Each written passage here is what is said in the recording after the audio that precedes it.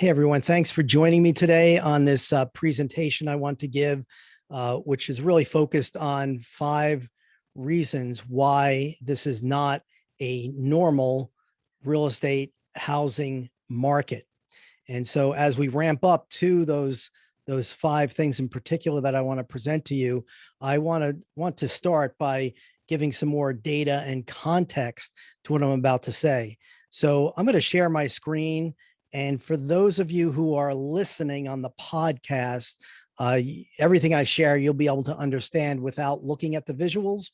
But if you want to have access to the visuals, just go to our website, innovativeproperties.com/podcast, or just go to innovativeproperties.com and click on the link on the top for the podcast, and you'll be able to get access to the show notes and see these visuals. So let's start by talking about what we call pending home sales.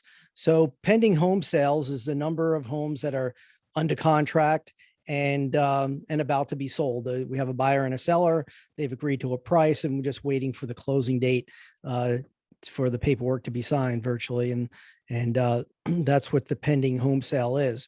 So pending home sales really skyrocketed early in 2020 after the initial lockdown because of coronavirus. There were many homes that were listed on the market, and many homes went under contract just about immediately.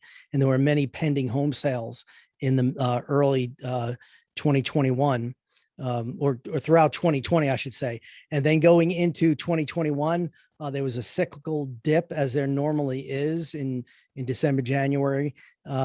And then pending home sales have gone back up. So there are more homes under contract than there were earlier in 2021.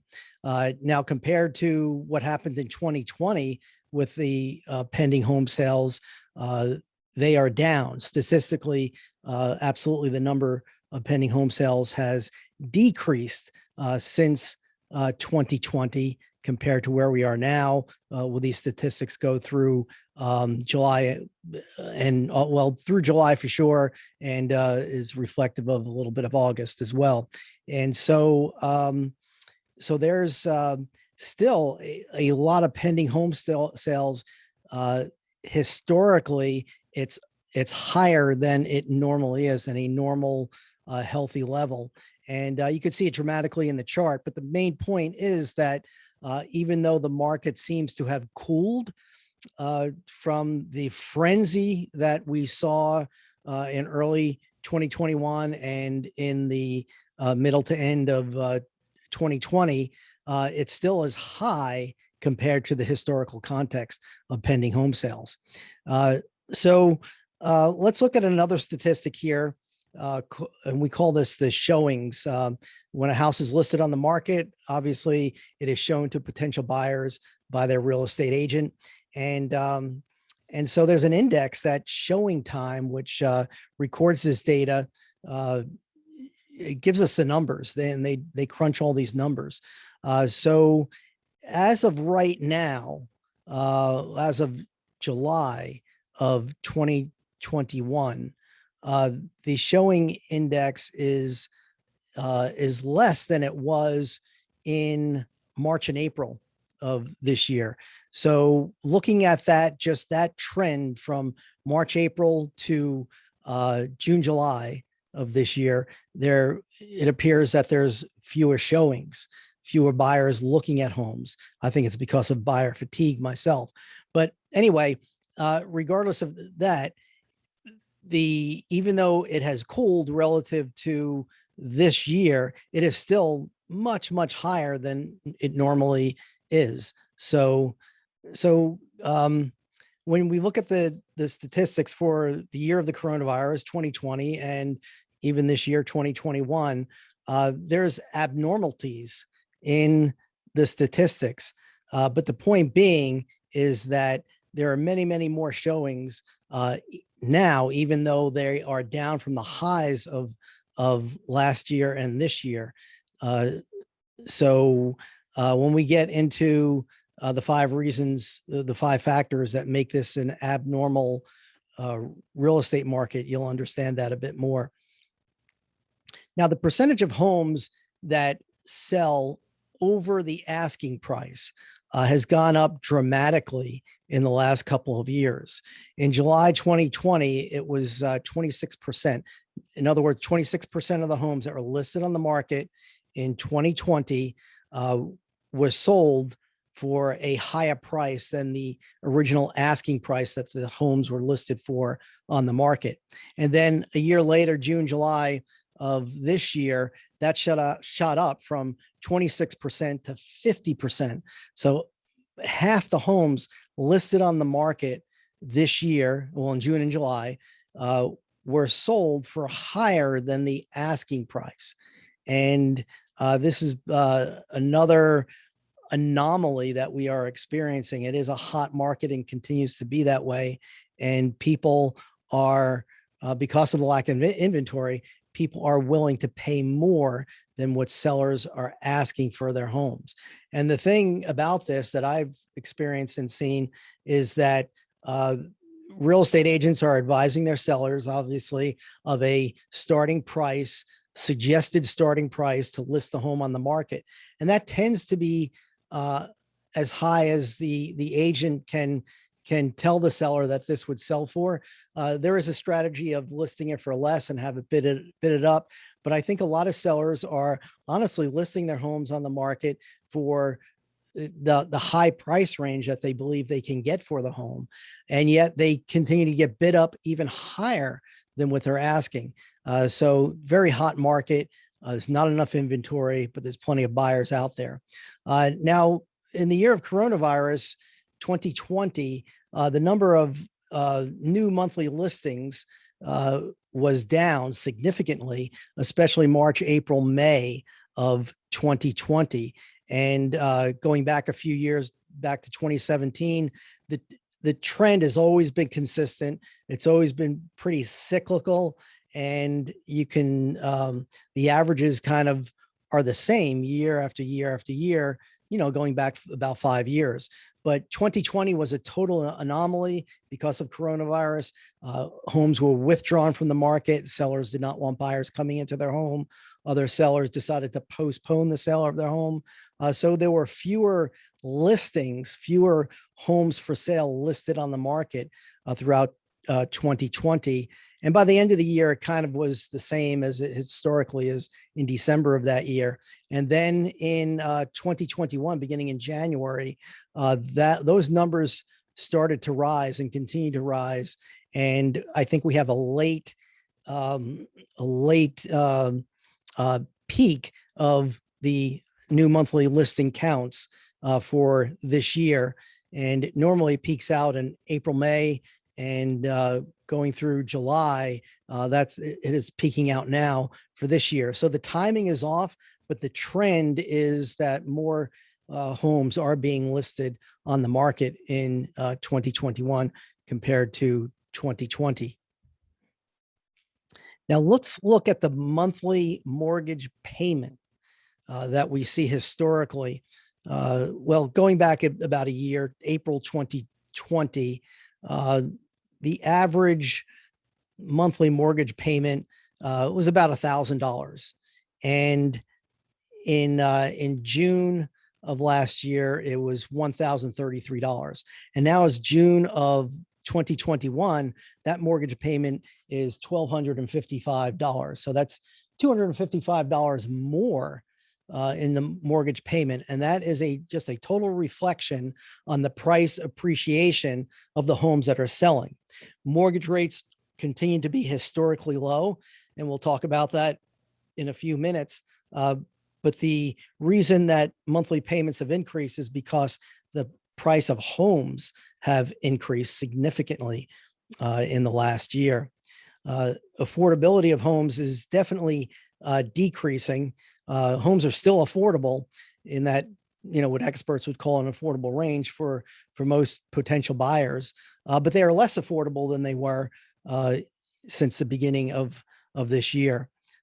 So affordability continues to decrease, but the demand is still there.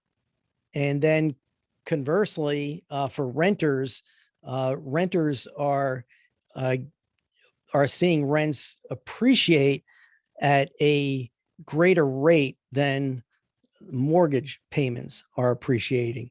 So although home prices are up significantly, the rise in what a mortgage payment would be from a year ago to now is a less significant rise than what a rent payment is compared to last year, this year compared to last year. And I have this chart. If you don't if you're not watching the slides, this might be one slide you really want to see. If you're a tenant and you're renting your home, and you're not sure if you should buy or not, you should look at this median asking rent since 1988 and see how rents have dramatically increased and are increasing, and there doesn't seem to be any end in sight for the increase of rents. So real quick, I do want to mention the percentage of income needed for a mortgage payment. And that is increasing as home prices continue to climb. So the historical norm is about 21%. And currently it's at 17%. So it's less than the historical norm, but it is higher than it has been in the last 2 years. So the percentage of income needed to pay a mortgage has increased, but it still is below the historical norm. And there's a couple different statistics or suggestions or guidance of how much percentage of your income should you pay for housing. And that ranges anywhere from 17% or really 20% to 30% is really what it is. And the historical average is about 21%. The National Association of Realtors has guidance of 25%, and they tack on another 5% for maintenance, insurance, utilities, the cost of home ownership. So that's about 30% on the high end. And today's percentage is 17%. So it's a mortgage payment as a percentage of your income makes homes still affordable, even though prices have gone up significantly. So let's get into the 5 reasons today's housing market is anything but normal. We are in a abnormal housing market, and I'm going to go over these 5 things. So first of all, mortgage rates. Mortgage rates continue to be historically low, extremely low, below 4%, below 3% in many cases. If you have good credit, you can get a mortgage below 3% right now. That is historically low. And if you look back over the decades in the past, there was a time where 8% was still considered to be a normal. In the 1980s, it was almost 13%. And, that was extremely high. But a mortgage between 8%, 6% is not abnormal historically. But what is abnormal is how low the mortgage rates are and have remained over the last couple of years. So that makes purchasing a house more affordable, even though prices are rising. The fact that you can borrow money pretty cheaply to get a mortgage makes buying a home very affordable. Okay, so there's a chart that I'm going to provide that shows us very dramatically where we are on our interest rates historically, that it's below 3%. And just an amazing statistic and a testimony to the fact that money is very cheap to borrow, especially when you're purchasing a home. Now, the prices of homes are going up. As everybody knows, I think in the last year, in 2021, the price appreciation of homes is higher than it was back in 2003, 4, and 5, when the market was super hot, got overheated, or it crashed really. And one of the factors that we are not experiencing now, even though prices have appreciated at a greater rate. People have a lot of equity in their homes compared to 2004, 5, 6, where people were buying and over leveraging and basically borrowing 100% with no money down and no way to pay a balloon payment in 4 or 5 years. The mortgage industry was really just doing a disservice to the public and the banking industry, and allowed people to buy homes that really weren't able to afford them. And when those balloon payments came due, that really crashed the market. This time around, people are buying homes with larger down payments. There's a lot of people, I think up to 40% of the homes are actually owned outright without a mortgage on them. And then many people who have a mortgage have significant equity. They're not upside down on their mortgage, or even with a price decrease. So if homes decreased in value, a lot of people have so much equity in their home that they're not going to be in dire straits and feel like they're upside down on their mortgage. So there's room for prices to decrease without people having to go into foreclosure. And so for this reason, a crash in the housing industry will not devastate people like it did back in 2007 and 8 when we saw that historical crash. So the third factor that makes this an unusual market is the month supply of inventory on the market. Now, the month supply of inventory are the number of homes that are currently listed on the market, and at the current rate that homes are being sold, how long would all that inventory take to sell?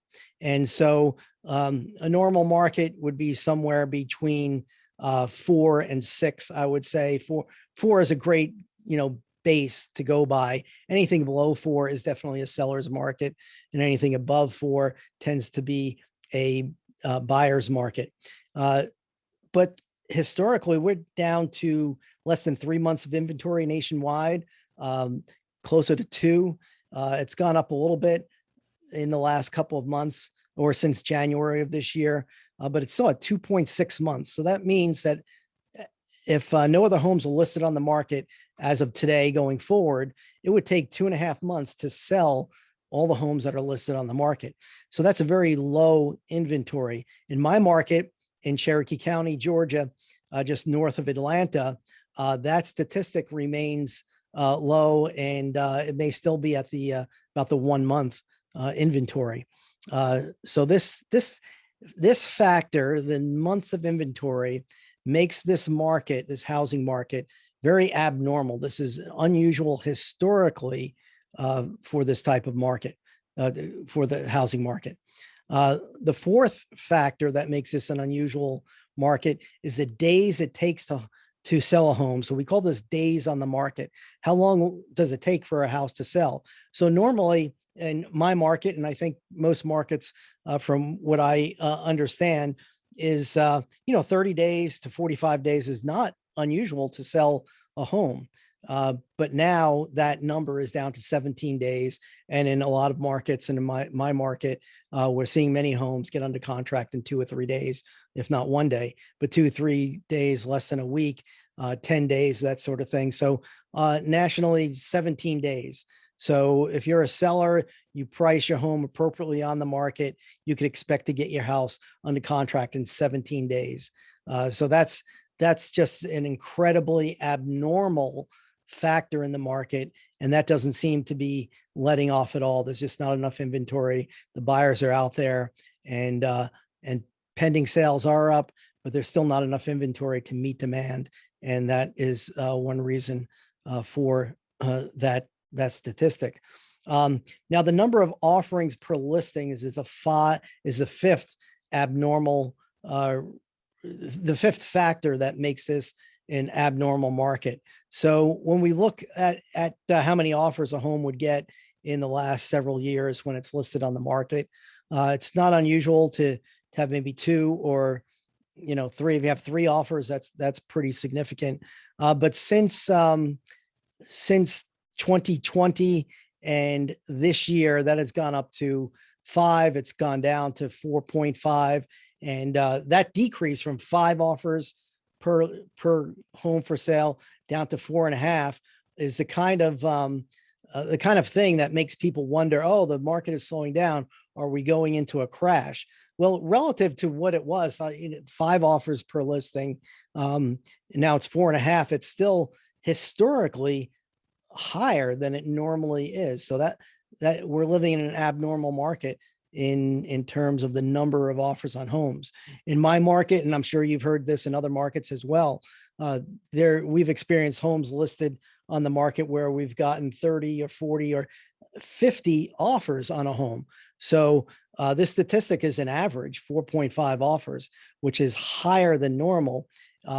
In some cases, on a micro market level, homes are getting 10, 15 offers or more within the first week that they're listed for sale on the market when they're priced appropriately, and the property condition, bears out the asking price.